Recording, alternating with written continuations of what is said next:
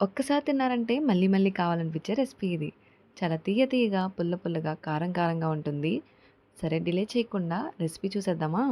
నేనిక్కడ 7 మామిడికాయలు తీసుకున్నాను. ప్రెషర్ కుక్కర్‌లో 3 విజిల్స్ వచ్చేంత వరకు కుక్ చేసుకోవాలి. ఆ తర్వాత మ్యాంగోస్ అన్నీ చల్లగా అయిన తర్వాత మ్యాంగో పల్ప్ మొత్తం సెపరేట్ చేసుకోండి. తర్వాత అదే ప్రెషర్ కుక్కర్ లేదా ఒక కడాయి తీసుకొని ఆ మ్యాంగో పల్ప్ మొత్తం వేసుకొని మెత్తగా అయ్యేంత వరకు బాగా కుక్ చేసుకోవాలి. అవసరమైతే ఇక్కడ కొంచెం వాటర్ యాడ్ చేసుకోండి. అడుగంటకుండా ఉంటుంది. ఇంకా ముక్కలన్నీ ఉంటే గనుక ఇలా పప్పు గుత్తి తీసుకొని బాగా మ్యాష్ చేసుకోండి. ఇందులోనే ఒక కప్పు బెల్లాన్ని, హాఫ్ టేబుల్ స్పూన్ సాల్ట్, ఒక టేబుల్ స్పూన్ కారం యాడ్ చేసుకొని బాగా కుక్ చేసుకోవాలి.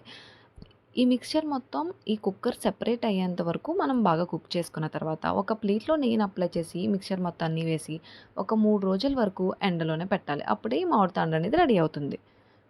రెగ్యులర్ మామిడి తాండ్ర కంటే ఇది ఇంకా టేస్ట్ బావుంటుంది. కొంచెం కారంగా, ఉప్పుగా అలా ఉంటుంది కదా! నాకైతే చిన్నప్పుడు తిన్న చింతపండు చాక్లెట్ గుర్తొచ్చింది.